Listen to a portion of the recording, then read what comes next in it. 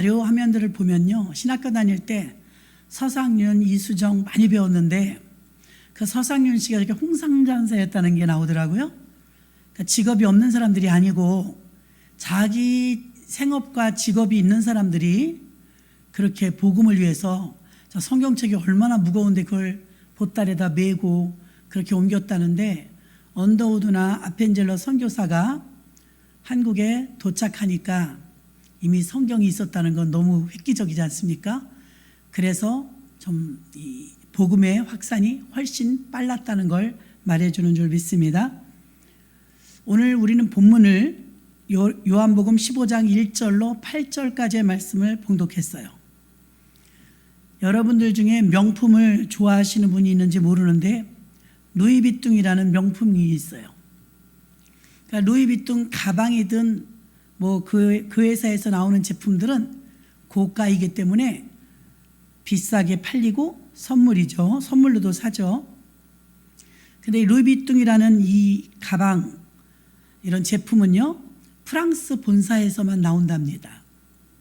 그러니까 루이비통 가방은 프랑스에서 나오는 프랑스산이죠.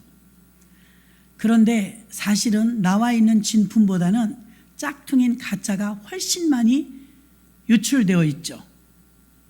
짝퉁은 어디서 만드냐? 아무 데서나 만들어요. 아무 데서나. 진품은 오직 프랑스에서만 만듭니다. 요즘은 이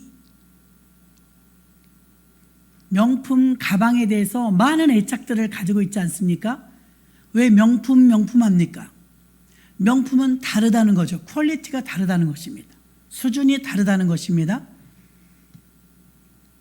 모든 물건에는 가짜가 있고 진짜가 있어요. 하다못해 매일 쓰는 휴지도 가짜가 있고 진짜가 있어요. 성경에서는 복음과 다른 복음이 있다고 말하죠. 성경에서 말하는 다른 복음은 짝퉁, 예수 그리스도를 통한 복음이 아니라는 거죠. 이 루이비통을요, 다른 곳에서 만들었다가 짝퉁에 대해서 걸리면 처벌을 받아요. 그런데 사람들은 이렇게 말할 수 있습니다. 루이비통 회사에 다니던 사람이 똑같은 원단을 사서 그 기술자가 다른 곳에서 만들었다. 사실은 진품과 다를 게 없을 거예요. 그래도 가짜예요. 로고가 다르죠. 로고. 그 회사 프랑스에서 나온 제품이 아니기 때문에 아무리 원단이 똑같아도, 아무리 기술자가 똑같아도 그건 가짜입니다. 여러분들이 분별하기 어려울 거예요. 그러나 진품은 고유 번호가 있어요. 그래서 AS가 되죠. 짝퉁은 AS가 안 돼요. 주의 종들 가운데서도요, 진품이 있고 가품이 있어요. 그럼 짝퉁 주의 종은 어때요? 성경에서 말하기는 양들을 버리고 도망간대. 사꾼이래요. 그러니까 주의 종도 진짜는 어때요? 하늘나라에서 대사로 심부름을 시킨 그 사명자만이 진품입니다. 진품. 자, 프랑스 본사에서 만든 게 아니면 아무리 재단을 잘하고 원단을 똑같은 걸 썼다 할지라도 루이비통은 불법이고 짝퉁이죠. 인천공항 들어올 때 공항 검색대에서 짝퉁은 어김없이 다 골라냅니다. 주님이 다시 오시면 가짜 주의종과 진짜 주의종, 가짜를 골라내죠. 그게 재림하실 때 약속하신 말씀입니다. 우리 사람들은 대형 교회를 좋아합니다. 그럼 예수님이 움직이실 때마다 사람은 인산인해였어요. 물론 하나님이 교회가 부흥하는 거 원하시는 일이지만 예수님 당시에 예수님을 보세요. 구름대와 같이 모여들었다고 했어요. 그럼 이미 대형 교회 아닌가요? 근데 예수님은 대형 교회에 관심이 없었어요. 5,000명이 오병이의 기적을 체험했음에도 불구하고 그거 실컷 먹고 은혜로 말씀 잘 받고 다 떠났어요. 그 허무했던 예수님이 보니까 제자들만 남았거든요. 다 어디 갔니까? 다 갔어요. 너희도 가려느냐? 약속의 생명의 말씀이 있는데 여기 있는데 우리가 어디로 가오리까? 그러니까 3년 반 동안 공을 들였던 그 제자들은 말씀이 여기 있는데 어딜 가오리까? 아까도요, 대한민국의 한국 교회사를 배우면 참 재미있어요. 일반 평신도들의 활약이 엄청났어요. 오늘날 우리는 예수를 믿긴 믿는데 주를 위해서 많이 쓰임받지 못해요. 그 옛날에는 안 그랬고, 직업이 있고 아무리 자기 일에 목을 메고 사는 사람이라도요, 주의 일이 우선순위였어요. 그랬던 사람들이 나라가 격변기를 겪을 때 민족을 위해서 독립운동도 할 수 있었던 것이고요, 어려운 사람들을 보면 도울 수도 있었던 것입니다. 오늘날의 교회들은 받는 거에 익숙하죠. 주는 거에 익숙하지 않아요. 무언가 잘못되었어요. 그럼 생활이 옛날에 비하면 지금이 어때요? 훨씬 낫잖아요? 솔직히 우리 가슴에 손 얹고 생각해봐. 옛날보다 지금이 낫죠? 옛날에 굶었잖아요. 그 성미가 없어가지고 저희 어머니는 큰 교회 가갖고서 성미 한 말 이어갖고 오는데 그 얼마나 무겁겠어요. 16kg 하나도 안 무겁더라잖아요. 상상이나 할 수 있어요, 지금 교인들한테 이런 말이? 예수님이 만약에 우리는 대형 교회를 좋아해요. 큰 교회가 큰일 하잖아요. 대형 교회를 좋아하는데 예수님이 대형 교회를 좋아한다면 예수님은요, 마음만 먹으면 얼마든지 모을 수 있었을 거예요. 거기에 관심이 없었다고. 주님의 관심은 알곡이었어요. 12제자만 데리고 다니시잖아요. 사람들이 그렇게 많이 모이는데도 쭉정이라 이거, 쭉정이. 그러니까 주님은 지금도요, 교회에 그렇게 많은 성도들이 있다 할지라도요, 누가 알곡인가가 주님의 관심이에요. 누가 교회 오래 다녔냐가 아니고. 예수 잘 믿으시기를 바랍니다. 쭉정이는 인본주의고 알곡은 생명이죠. 겨자씨가 이 세상의 씨 중에 가장 작은데 겨자씨를 심어놓으면 2m 이상 자란대요. 겨자씨를 근데 왜 그 조그만 씨앗을 비유했을까요? 작아도 상관없어요. 지금 내가 예수 믿은 지 얼마 안 됐어도, 나는 좀 초라해도 상관은 없어요. 그러나 그 속에 생명은 있어야 돼요. 겨자씨의 위력이 어디서 나타나느냐? 생명이 있었다는 거예요. 교회 들랑달랑하면서 다니는 사람 말고요, 그 안에 생명이 있냐 이 말입니다. 주님의 관심은 숫자에 있지 않았어요.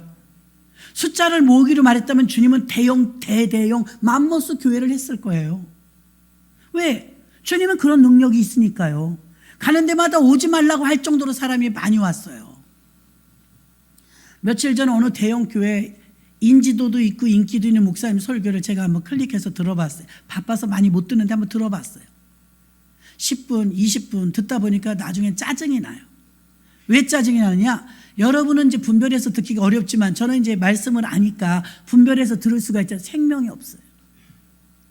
도덕 윤리 얘기예요. 교인이 이렇게 살아야 된다, 좋은 말이에요. 예수 믿는 사람이 저렇게 살면 안 된다, 좋은 말이에요. 그런데 한참 듣다 보니까 짜증이 나요. 그래서 그 학교에서도 가르치잖아요. 아무리 다 끝날 때까지 들어도 그렇게 유명한 분이 생명이 안 나와요. 복음 얘기가 없어요. 큰일 났구나. 그런데 우리 교회 100배 될 정도로 큰 교회란 말입니다. 요즘 사람들은 생명의 소리 듣는 거 별로 몰라요. 과연 이 복음이 정말 생명인지, 윤리 도덕을 듣고 있는 것인지, 종교로 모인다. 종교는 대형 교회를 좋아해요. 종교라면. 그러나 생명이 넘치면 자연스럽게 대형 교회 되는 거 박수 쳐줘야죠. 박수 쳐줘야죠. 모조품을 만들어내서는 안 될 줄로 믿습니다. 15장 5절 볼까요? 요한복음 15장 5절에 보니까 나는 포도나무요 너희는 가지니 저가 내 안에 내가 저 안에 있으면 이 사람은 과실을 많이 맺나니 나를 떠나서는 너희가 아무것도 할 수 없습니다. 여기서 나를 떠나서 나는 예수님입니다. 예수님 떠나서는 아무것도 못한대요. 한 영혼이 천하보다도 귀하다고 하셨는데 예수님이 만약에 마음만 먹으면 대형 교회나 맘모스 교회를 사람 모으는 일은 어렵지 않았어요. 저와 제가 이제 존경하는 할아버지 목사님 은퇴하셨는데요. 그 목사님이 참 열의가 대단해서 학벌 좋지, 외국 유학 갔다 왔지, 지금도 풍채가 대단하신데 그 왕년에는 대단하셔서 이호문 목사님하고 같이 공부했대요. 근데 이 목사님이 사람, 왜 목회들 왜 그렇게 못하냐 이거예요. 사람 모으는 게 뭐 어렵냐요. 그러니까 다 어이가 없어갖고 목사님들이, 아니 사람 모으는 게 힘들지, 전도가 얼마나 어려운데. 나는 성령을 받지 못했을 때도 1,500명까지 목회를 했다 이거예요. 1,500명. 일반 여러분들이 들으시면 별로 은혜 안 돼서 깊이는 말하지 않겠습니다. 인간적인 수단과 방법을 동원해서 돈이 있으니까 약 1,500명까지 부흥하는 새벽기도 한 번도 나간 적이 없대요. 그 목사님이, 담임 목사님이 부사역자들 시키고. 철야기도는 더더욱 없죠. 기도 안 했다 이거예요. 저 기도 안 했는데도 서울에서 1,500명 대형교, 중대형 교회 했다 이거예요. 왜 사람을 못 모으는지 모르겠대요. 행정이라든가 물질이 지원이 뒷받침되어 주면서 마치 기업을 이끄는 것처럼 운영을 하니까 교인이 모여요. 생명이 없는데도 모여요. 본인이 그러는 거 본인이. 아들 하나에 딸 둘이에요. 너무너무 교회가 잘 되니까 헌금이 많이 들어오니까 과천에다 청계산자락에다가 15,000평이라나 얼만큼 땅을 샀대요. 이제 서울에서 목회를 옮기려고. 거기에 땅을 사놓고 막 과천이 붐이 일어날 때잖아요. 과천.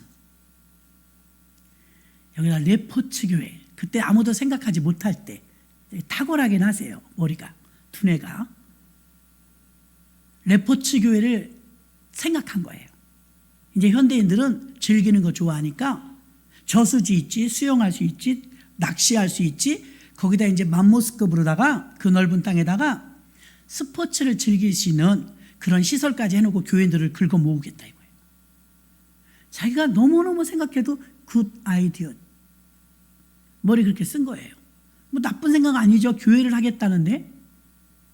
그리고 나서 이제 아들을 잘 키워서 물려줘야 되겠다 싶어서 한국에서 공부하고 미국 유학을 보냈대요. 딸들은 이제 신학 안 하고 아들만. 아들을 미국을 유학을 보냈는데 여기 사모님이 얼마나 멋쟁인지 외국서 살다 오셔서 그런지 모자, 그 서양 여자들처럼 모자 챙이 이렇게 큰 거 있죠? 그거 쓰고 다니셔. 나 가면 웃음 나. 너무 예뻐갖고. 작년에 돌아가셨어요. 사모님이. 그런데 이 멋진 목사님이 꿈이 막 대단했죠. 지금은 80 되셨지만 그때는 막 용기 백배한 거예요. 그래서 과천에서 정말 가장 크게 교회를 짓고 그만한 능력과 인력이 재력이 되니까 땅을 사놓고 다 준비하고 인력까지 준비하느라고 아들도 유학 보내고. 근데 아들이 유학을 가갖고 공부하면서 거기 현지에 있는 교회에 교육전도사로 잠시 이제 일을 했나 봐요. 교육전도사가 이 중고 청년부들 데리고 수련회 갔대요. 수련회 아시죠? 수련회 갔는데 물가로 갔나 봐요.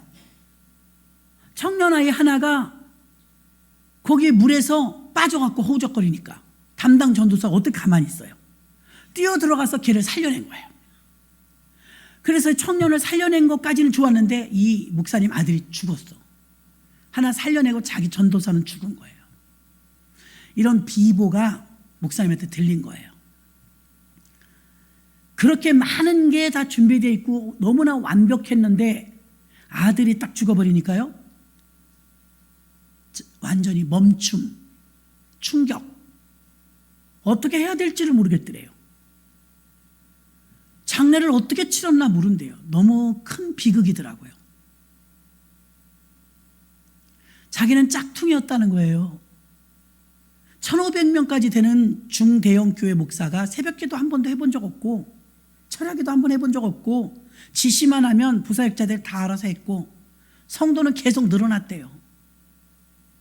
여러분 그게 가능해요? 제가 지난주에 말한 것처럼 사람의 교회죠. 사람의 교회. 주님이 주인 되는 교회가 아니라 사람이 주인 되는 교회. 보다 하나님이 이제 이게 연출이 된 거예요. 엄청나죠? 딱 이 세상에 하나밖에 없는 아들이 물에 빠져 죽은 거예요. 신문에도 크게 났대요. 그 학생은 살렸지만 자기 아들이 죽은 거예요. 그때 이제 깊이 하나님을 생각하게 되더래요. 왜 나한테 이런 일이 있습니까? 자기가 잘못한 것도 모르는 거예요. 뭘 잘못했다고, 주를 위해서 일했다고 생각하는 거죠. 정신이 안 차려져 가지고요. 이게 이제 하나님이 그렇게 작업에 들어가시니까 어려워지기 시작하는 거예요. 과천에 사놓은 땅이 그린벨트로 묶여버리고 다 스탑이야.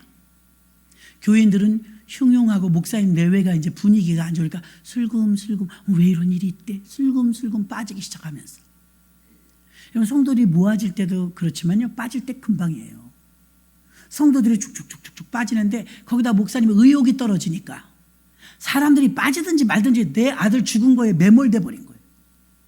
이렇게 갖고는 안 되겠다. 성도들이 다 흩어지길래 다른 목회자한테 이렇게 인수하고 부부가 미국으로 떠났대요. 나 여기서는 못 있겠다. 괴로워서. 공부한다고 미국을 떠난 거예요. 미국 가서 10년을 살았대요. 그때 이제 별별 공부를 다 한 거예요. 이단, 김기동, 자기가 어디가 잘못되는지 찾느라고. 그래서 엄청 공부도 그때 이제 원형 공부를 하신 거예요. 원형. 자기가 쓰레기였다는 걸 깨달은 거예요. 야, 나 사꾼이었구나. 나는 모조품이었구나. 나 짝퉁이었네. 난 종이 아니었네. 상전이었지. 돈으로 목회했다는 거예요. 되더래 그게. 빈털터리가 돼가지고 이제 돈도 없어요. 교회 건 교회 다 주고 이제 떠나버렸으니까. 기본적으로 이 대단한 집 아들이기 때문에 기본적인 돈이 좀 있었던 것 같아요. 그러니까 10년을 버텼죠. 그리고 돌아왔는데 목양지가 없는 거예요. 교회도 없지. 교회 건물을 서울 얼마나 비싸요. 엄두를 못 내는데 이제는 달라진 거예요. 자식도 없고 교회도 없고 노량진 수산시장을 갔대요. 성경책 하나 들고 노량진 수산시장 가니까 웬 장로 권사들이 주일 안 지키고 장사하는 사람이 그렇게 많더래. 자기 같은 짝퉁이 그렇게 많더래. 남의 얘기일까요? 이게 다 우리들의 얘기예요. 장사하니까 어쩔 수 없다고. 장사해서 예배 못 드리는 거예요. 교회를 안 다니는 건 아니더라고요. 보니까 수산시장에서 횟집하고 생선 팔고 막 하는데 나 장로예요. 나 권사예요. 나 집사예요. 이런 사람이 그렇게 많더래요. 그렇게 예수 믿으면 안 돼요. 이제 거칠 게 없는 거예요. 이 목사님이. 그렇게 예수 믿으면 안 돼. 그렇게 예수 믿으면 구원 못 받아. 그럼 우리가 지금 장사를 하고 이러니까 목사님이시니까 목사님이 그럼 우리한테 예배를 좀 잠깐 여기서 모여서라도 드려주세요 갖고 수산시장이 그때 동 하나에 1000평이었대나? 그 당시는 어디 가면 그랬대요.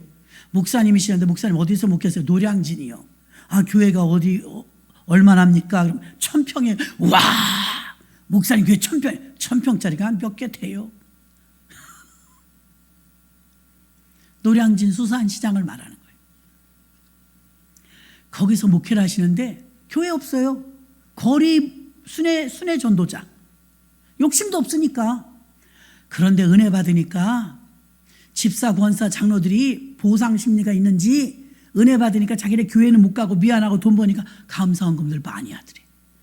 그래서 내가 아무리 수산시장 가서 비록 건물도 없는 교회 목사지만 내가 깨끗하게 입고 다녀야 되겠다.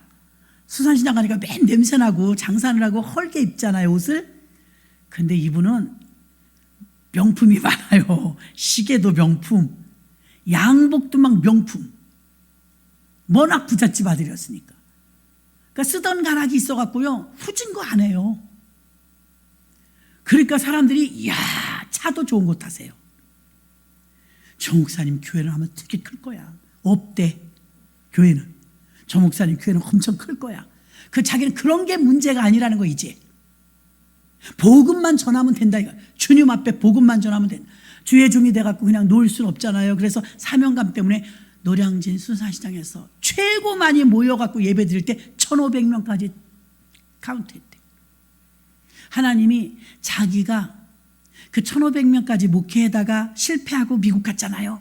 아들 죽고 돌아와서 죽을 힘을 다해서 성경책 끼고 돌아다니면서 생선 냄새 나는 집을 다 돌아다니고 옥상으로 아래로 위로 옆동으로 다니는데, 그러다 이제 김 어떤 목사님을 만나갖고 그 사역을 같이 하게 된 거예요. 너무 사람이 많으니까 같이 하는데 너무너무 잘 되는 거죠. 그래서 사람이 그렇게 많이 모이고 어디서나 교회는 된다. 어디서나 교회는 된다. 마음이 없어서 어디서나 교회는 된다, 이렇게 말씀하셨거든요. 그래서 이분은 언제나 내 양을 먹이라, 여기에 꽂혀 있는 거예요. 나는 주님의 양을 먹이면 된다. 난 교회가 없으니까 안녕히들 계시하고 또 가. 다음에 다른 시장, 가락시장 또 가. 왜? 내 양을 먹이라고 그랬으니까 주님의 양만 먹이면 되지. 나는 절대 이제 가르치는 거 안 하련다. 내가 이제 이 나이 먹어갖고 헛짓하면 안 된다. 정신을 차리신 거예요. 거짓 복음 증거하면 안 된다. 짝퉁은 이제 안 된다. 단 한 명이라도 주님 앞에 부끄럽게 가지 말자. 자녀들 딸 둘이 잘 돼갖고요, 다 외국으로 어디로 회계사 막 이러고 본데가 있는 집안이에요.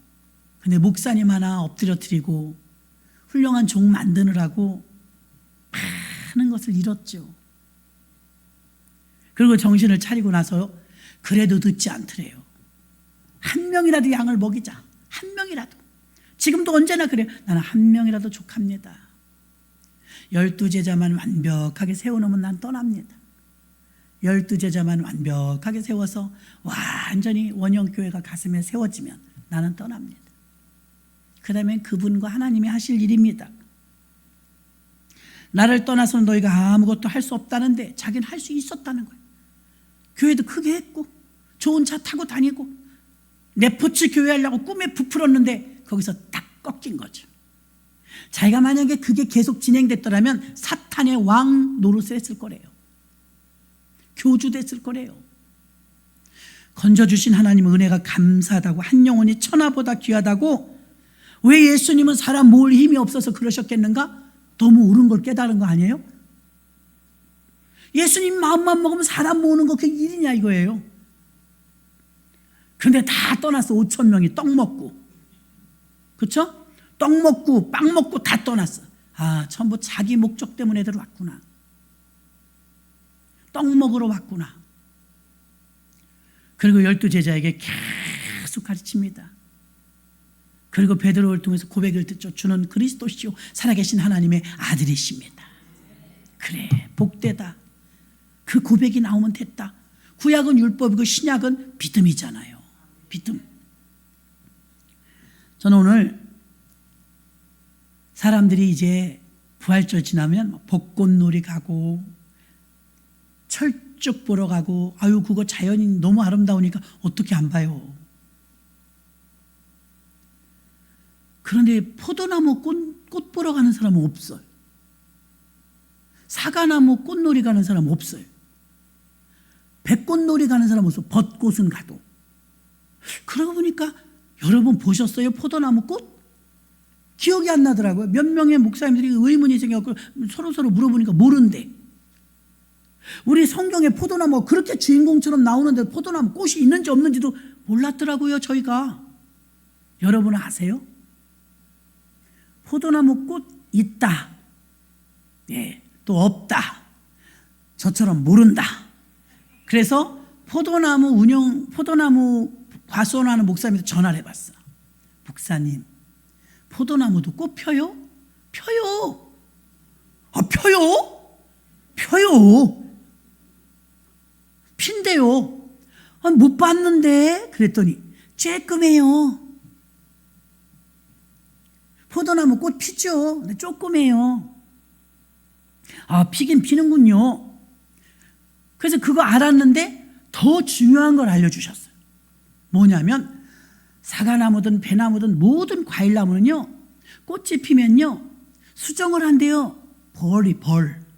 다 알고 계시잖아요. 벌이 수정을 다 만약에 못하잖아요. 그러면 그 농장 주인이 인공으로라도 수정을 해준대요. 나도 텔레비에서 본 것 같아요. 인공으로라도 수정을 해준대요. 근데 이 목사님이 듣도 못한 얘기를 해주는 거야. 근데 목사님, 포도나무는 수정을 안 해요. 아셨어요? 그거 막 몰랐지, 그건. 수정을 안 한대요. 포도나무는 수정을 안 해요? 모든 나무가 다 수정을 하는데, 꽃이. 포도나무는 수정을 안 해요. 그럼 어떻게 해요? 스스로 해요. 그게 말이 돼요? 뭐 하나님이 그렇게 만드셨어요. 우리도요, 키우지만 몰라요. 수정을 해준 적이 없는데 열매를 맺혀요. 이건 있을 수가 없는 일인데 있어요. 성경에 보니까 사실은 자세히 읽어보니까 내용이 나와요. 한번 볼까요?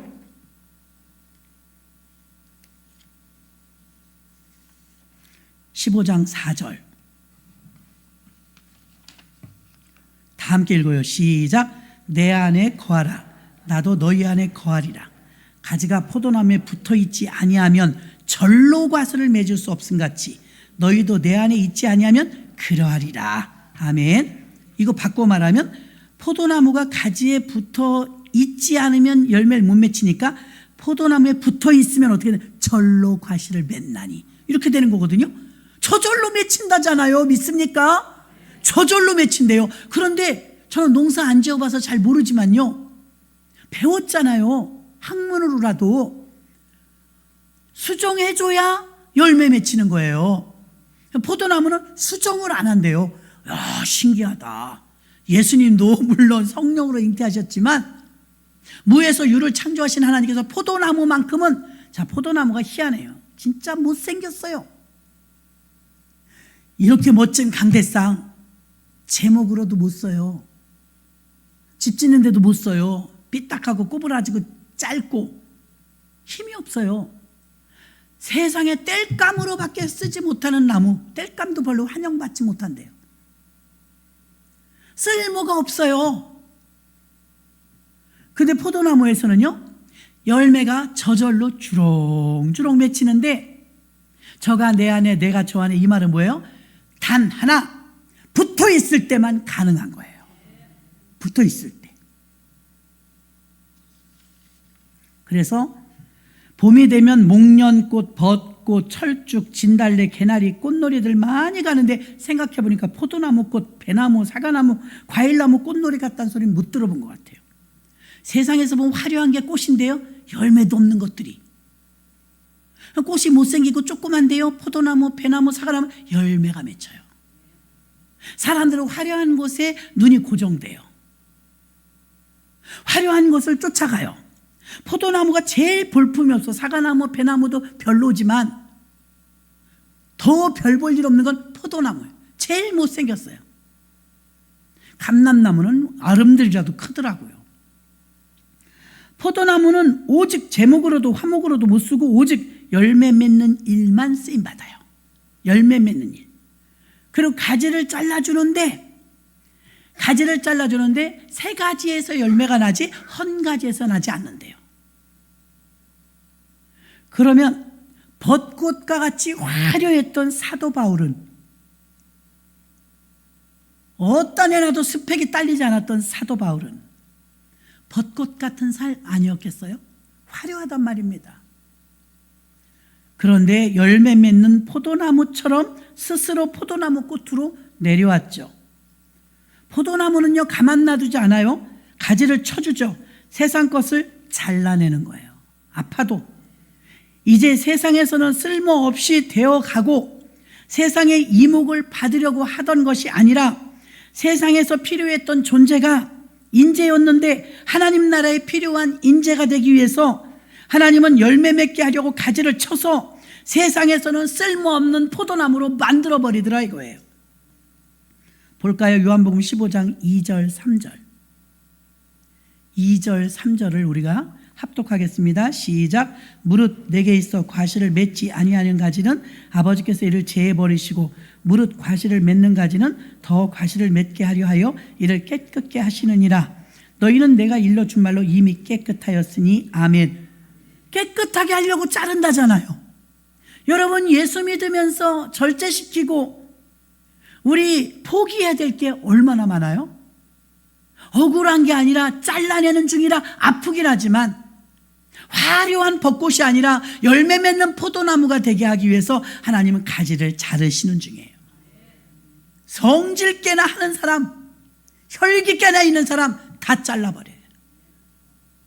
벚꽃같이 화려했던 바울이 볼품없는 포도나무로 변하는 것은 가지가 잘라지면서 볼품없는 꼴이 됩니다.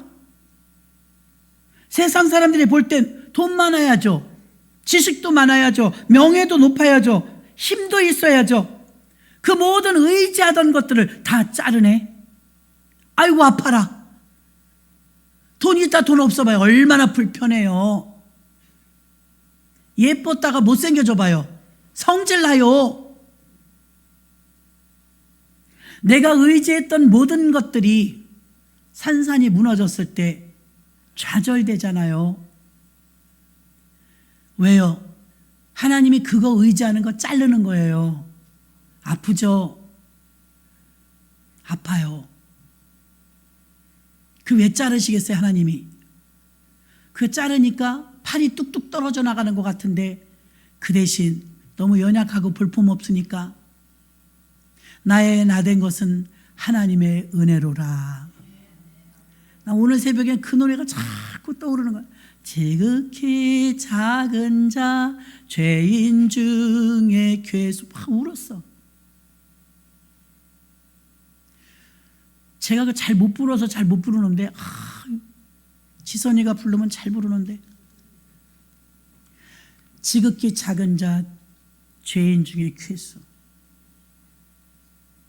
초라한 날 부르셔서 너무 귀한 것 같아요. 바울 벚꽃이 화려하죠. 많은 사람이 와서 카메라 찍고 그거 우리 다 좋아하잖아요. 여러분 인정받아봐, 존중받아봐, 돈 있어봐, 펑펑 쓰고 뽀대 나잖아요. 나 그렇게 살고 싶잖아요. 근데 이런 젠장 다 없어지네. 힘도 없어져, 돈도 없어져, 백도 없어져, 늙어가, 병들어. 모세가 그랬고 바울이 그랬고 베드로가 그랬고. 그런데 우리가 없어지면 없어질수록 더 강하게 의지하는 게 하나 생기는데 그게 믿음이죠. 그게 믿음이에요. 비로소 하나님을 의지하더라. 하나님을 의지하게 하기 위해서 아프지만 그걸 자르는 거예요. 내가 누가 잘랐대? 하나님이 잘랐대잖아. 열매 맺게 하려고.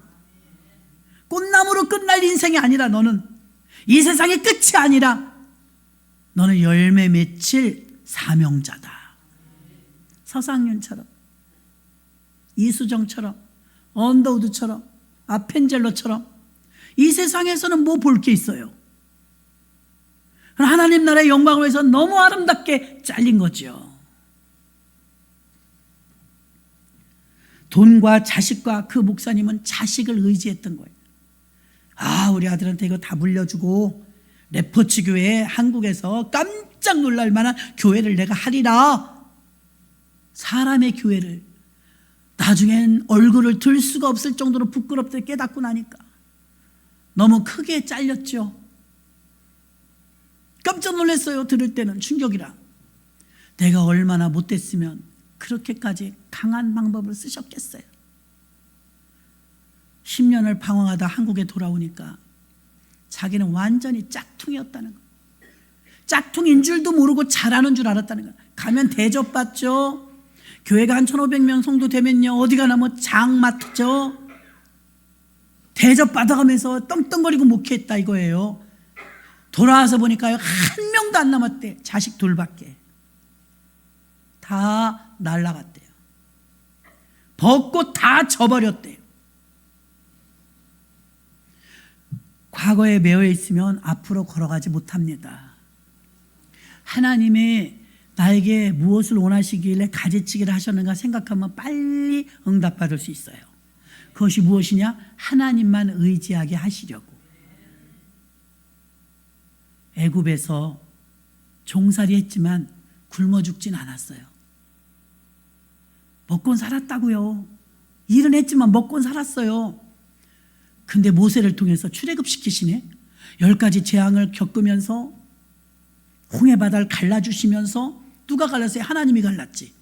홍해바다 갈라서 광야에 딱 갔는데 마라의 쓴물이 단물 변하게 바꿔주시고, 언제나 불평불만이 익숙했던 이들이 그렇게 불평불만하는 사람들임에도 불구하고 모세에게 불만하고 불평하면 배고프다면 만나 내려주고, 고기 먹고 싶다면 메추라기 오고, 덥다 그러면 불기둥 주고, 춥다 그러면 불기둥 주고, 덥다 그러면 구름기둥 주고,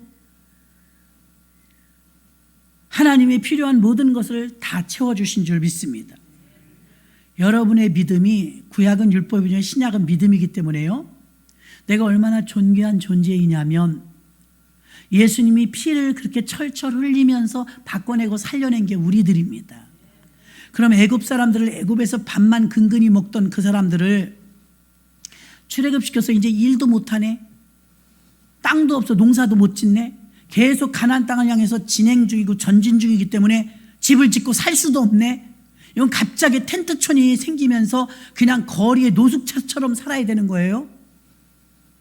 그때 만나를 40년 동안 하나님이 내려주시지 않았더라면 다 죽었을 거예요.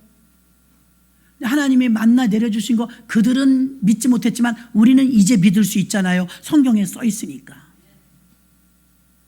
그럼 여러분 똑같아요. 아무리 상황이 좀 안 좋아도, 여러분 사는 일이 좀 피곤해도, 이스라엘 백성들이 모세가 지팡이를 잡고 있을 때, 이 지팡이가 모세한테 꽉 잡혔을 때는, 하나님이 모세를 잡고 있으니까 지팡이가 잡혔을 때는 홍해를 가리키면 홍해가 갈라지고, 반석을 치면 물이 나오고, 능력의 지팡이였는 줄로 믿습니다. 그런데 지팡이를 탁 놓으면, 사명을 놓으면 뱀이 돼버렸어요. 그래서 주의 종을 하다 타락한 주의 종들도 너무 많아요. 진품인 줄 알았는데 짝퉁돼서 성령으로 시작했다 육으로 마친 주의 종들이 여러분 숫자를 셀 수 없을 정도로 많아요. 늘 깨워서 기도하지 않으면 추풍낙엽처럼 떨어질 겁니다. 이스라엘 백성들은 광야에 가서 중내 사안에 불평이 많았습니다. 그러나 여러분, 당연히 애굽에서 꺼내주시고 건져주신 그 하나님께서 아무리 숫자가 많다 할지라도 이스라엘 백성들을 먹이시고 살리실 것을 믿어야 해요. 여기서 우리가, 신약은 믿음인데 믿음이 없어서 고생하는 거예요. 출애굽시켜주신 하나님이, 광야에서 만나와 메추라기를 먹여주신 하나님이, 지나간 날 죽음에서 살려주신 그 하나님이 안 살려주시겠어요? 애굽에서 탈출시켜주시고 내가 이렇듯 귀한 존재라서 광야에서도 먹이시고 입히셨는데, 내가 얼마나 귀한 존재인지 안다면 하나님께서 앞으로도 지켜주실 것이고 앞으로도 공급해 주실 걸 믿으시기를 주의 이름으로 축원합니다. 뭘 믿는 거예요? 뭘? 교회 다니는 게 믿는 거 아니잖아요. 내가 지금 비록 몸은 아프지만 하나님이 고쳐주실 걸 믿는 거예요. 내가 지금 비록 물질 때문에 힘들지만 이 또한 지나갈 줄 믿는 거예요. 내가 비록 인간관계로 굉장히 괴롭지만 기도하면 다 진정될 수 있다는 걸 믿는 거예요. 믿음이 없으면 얼마나 고생하는지 알아요? 말도 못하게 고생합니다. 신약은 계속해서 너 왜 이렇게 했니? 주님이 물으시지 않고요, 믿으라, 네 믿음대로 될지어다 하셨어요. 극한 상황이 오면 더더욱 믿음이 필요하답니다. 불안한 일이 생기면 이때 믿음이 정말 필요해요. 홍해 같은 문제가 우리 앞에 있을 때, 당장 쌀이 먹을 것이 없을 때 우리에게 지금 믿음이 필요해요. 그 믿으면 어떻게 되느냐? 예수 그리스도를 믿음으로 예수님과 내가 연합이 되고 하나가 됨으로 절로 과실을 맺는 거예요. 절로. 죽을 뻔할 때까지 나는 수많은 주의 종들의 연단을 다 간증 들어봤잖아요. 제일 많이 들은 소리가 뭔지, 여러분들도 그런 소리 많이 하시더라고요. 죽을 뻔까지는 가요. 죽을 뻔.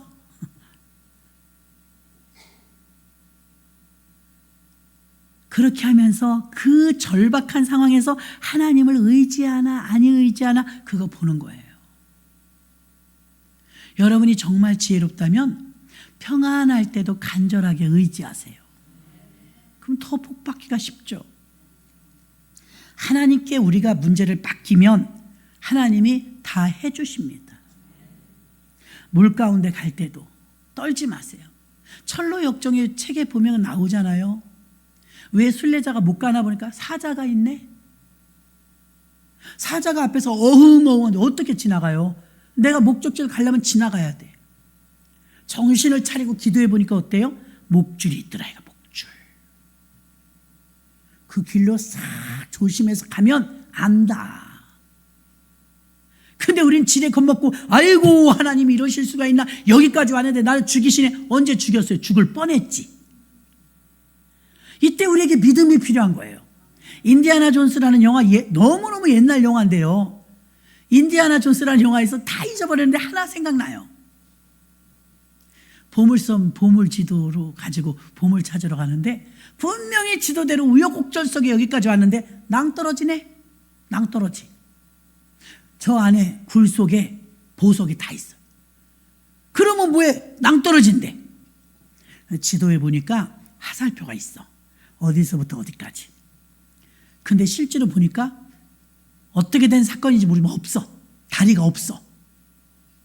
다리가 없는데 지도에는 있어. 그래서 다리를 건너면 그 굴 속에 보화가 잔뜩이에요. 목숨 걸고 여기까지 온 거예요. 포기해야 되나? 여기서 지금 어떻게 사다리를 만들었죠? 걸어야 되나? 근데 주인공이 어떻게 해요? 지도에 있으면 있는 거다. 그리고 1점도 틀리지 않게 지도하고 딱 재갖고서 거기에 발을 내디뎌요. 천길 낭떠러진데. 물론 영화지만 여러분, 짜자자잔. 그럼 무슨 일이 있었느냐? 유리야. 유리 영화에서 안 보이는데 발 디디니까 디뎌지는 거야. 누군지 모르지만 이거 믿음 있는 사람 만들었나 보다. 요단강하고 비슷하잖아요. 스토리가 지식으로 예수 믿으면 아무 일도 안 일어나요. 그냥 알고 끝나. 내 삶 속에 믿음으로 예수 믿으면 체험되어집니다. 나는 주 예수께서 피값 주고 산 존귀한 존재예요. 보배롭고 존귀한 걸 믿으시길 바랍니다. 난 자식을 낳았지만 내 자식들도 피값 주고 사진 않았어요. 주님은 나를 피값 주고 샀어요. 그러니까 주님이 우리가 얼마나 귀한 존재인지를 알아야 돼요. 여기서부터 안 믿으니까 두 번째도 안 믿고 세 번째도 안 믿는 거예요. 아이 목사님 난 늙었는데요. 나는 나이 80이 넘었는데요. 참나 2000살이라니까 예수님은. 80은 애기지. 중요한 것은 내가 어떤 사람을 상담해도요. 권사님, 하나님이 권사님을 사랑하십니다. 네, 맞아요. 알더라니까요. 아는데 왜 그렇게 안 살아요? 여러분을 주님이 끔찍이 사랑하시는 걸 믿나요? 믿습니까? 저도 믿어요. 결국 작정 기도하고 금식 기도하면서 다달아서 응답받았다 그러면 그게 뭐예요? 결국은 다 알고 있던 거야. 하나님이 해결해 주신대. 그 여태 안 믿어서 그 고생을 한 거예요. 믿으면 그런 일이 안 일어나죠. 구약은 복음에 대한 예언이고요. 신약은 복음이에요. 구약은 예수님에 대해서 예언했고요. 신약은 실체예요. 여러분들 지금 실체를 만나야 될 줄로 믿습니다. 천주교에서 보면요. 언제나 베들레헴 얘기만 해요. 무슨 말인지 모르겠죠. 응애, 응애 하고 마국간에서 예수님 태어 우린 성탄절에만 하잖아요. 성탄절에만 제일 많이 하잖아요. 가톨릭은요. 정말 베들레헴 얘기만 많이 해요. 베들레헴에서 예수님은 아직 공식적인 사역을 하지 않았을 때예요. 태어나기만 예언된 대로 거기서 태어나시고 나사렛에 오셔서 갈릴리 지역에서 사역하셨어요. 그리고 많은 사람들이 베들레헴에서 예루살렘까지는 인정을 해요. 복음으로. 예루살렘에서 비로소 예수님이 랍비가 되셨죠. 근데 우리 2000년대 21세기를 사는 저와 여러분은 자꾸 예루살렘 얘기를 해야 돼요. 무슨 말이에요? 예루살렘 성이 다윗성이고 예루살렘 성 뒤가 마가의 다락방이고 예루살렘이 시 이름이에요. 살렘 평강이란 뜻이에요. 예루살렘은 교회란 뜻이에요. 예루살렘 이 도시의 성은요 시온 산 안에 있어요. 갔다 오니까 이 머리에 들어오는 거예요. 감람산도 다 거기 있어요. 바로 건너편에. 동산 안에 갈보리도 거기 있고요. 골고다. 예수가 태어나신 데도 거기에요. 그럼 예루살렘에서 출발하면 사도행전이 되는 거예요. 왜 그러느냐? 마가의 다락방에서부터 교회가 출생했고 마가의 다락방에서부터 정말 공격적인 믿음을 가졌지. 베들레헴에서 무슨 힘이 있었어요? 베들레헴에서 뭐가 할 수 있어요? 성령도 못 받았는데. 가톨릭은 베들레헴에 갇혀 있어요. 개신교회는요 예루살렘부터 출발해야 합니다. 예루살렘부터 출발해 마가의 다락방부터 출발하는 거예요. 구약은 율법이고 신약은 믿음입니다. 그래서 여러분 구약엔 율법 지켜야 구원받지만 신약엔 믿음이 있어야 구원받아요. 믿음 없으면 교회 아무리 나와도 꽝이에요. 믿음 없으면 맨날 불안한 거예요. 하물며 그렇게 사랑하시고 생명을 준 여러분을 굶기시겠어요? 죽이시겠어요? 가장 좋은 방법을 쓰신다 이 말입니다. 부모 입장에서 생각해보면 답이 나오잖아요. 우리 자녀들을 어떻게 해야 될 때요 제일 좋은 방법으로 해주려고 몸부림치잖아요. 제일 나쁜 거 골라주면 새아빠인가? 새엄마인가?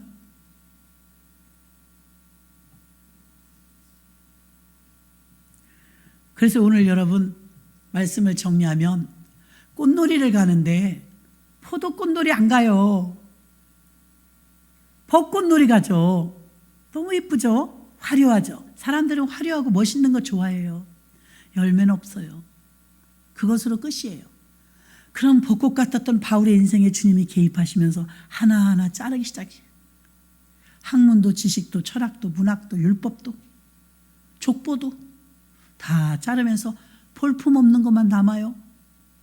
그런데 거기서 열매가 맺히기 시작하는데 신약의 27권 가운데서 13권의 성경을 쓰고요. 전 유럽을 성시화시키는 엄청난 사역을 하는 예수님 다음 가는 사역을 한 줄로 믿습니다. 바울이 사람을 모으려면 베드로가 사람을 모으려면 3,000명 5,000명씩 전도됐는데 예수님이 사람을 모으려면 대형교회를 막 원한다면 얼마든지 했을 거예요. 아까 디아스포라 보셨죠? 그 제자들 흩었다 전 세계로. 대한민국을 하나님은 마지막에 디아스포라를 쓰셔서 한국인이 한국에만 사는 게 아니고 뿔뿔이 흩어지는 걸 말하는 거예요. 한국 사람들 3명만 모이면 교회 세운대요. 그 정도로 믿음이 좋대요.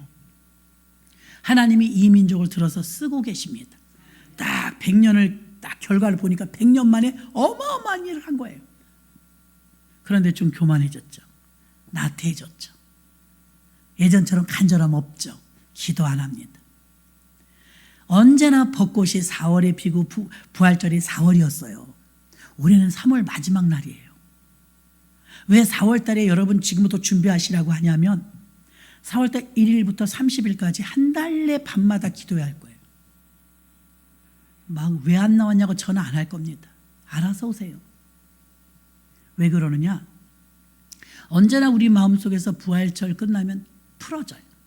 아우 고난주간때 죽을 뻔했네 아주. 고난주간도 끝났고 사순절도 끝났고 부활절 끝났고 야 해방이다 꽃놀이 가자 어디 벚꽃놀이 이러거든요. 희한하게 이런 때가 드문데 4월이 다 비었어요. 4월에 특별한 게 없어요. 선거 있죠. 선거 제일 중요한 거 선거. 그 선거 있고요. 고난주간도 아니고 사순절도 아니고 부활절도 없어요.